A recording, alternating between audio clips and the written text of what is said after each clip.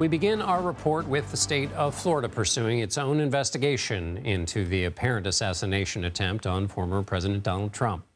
The suspect, Ryan Routh, is in federal custody on charges related to firearm possession.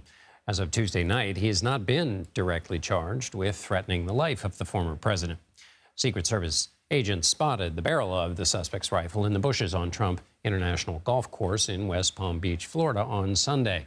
The suspect did not have a line of sight on Trump and fled the scene without firing a shot, though agents fired several at him, which is why he fled. While federal authorities have not found or disclosed a motive, Florida's Governor Ron DeSantis says his state will seek its own answers.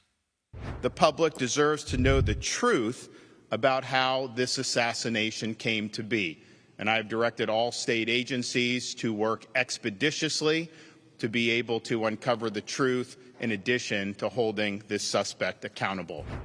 While DeSantis proceeds with his investigation, Attorney General Merrick Garland said Tuesday the federal government remains fully committed.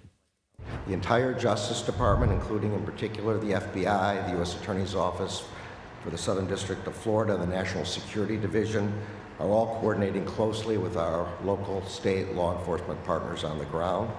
We will spare no resource in this investigation. CBS News national correspondent Manuel Bojorquez is in West Palm Beach, Florida.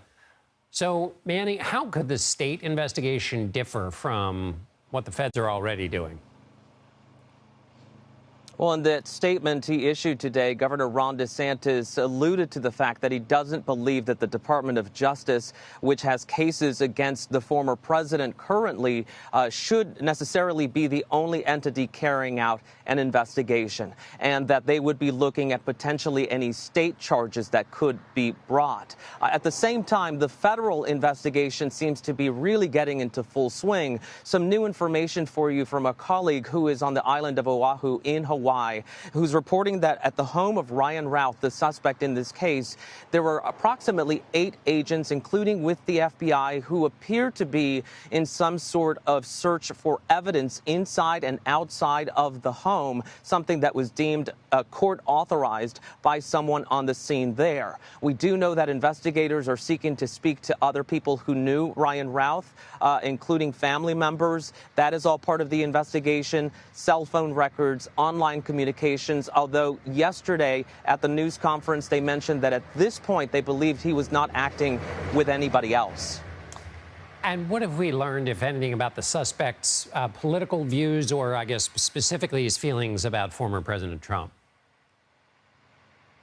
Well, he wrote a book. This was a self-published book that was released last year, expressing really in a rambling way his support for Ukraine and how people should be fighting for the sovereignty of Ukraine. But in that book, there was a phrase about essentially letting Iran assassinate the former president. So that's something that investigators will definitely look into. It alludes in the book to having formerly supported President Trump, but then changing his mind, and this Ukraine thing seems to be big for the suspect.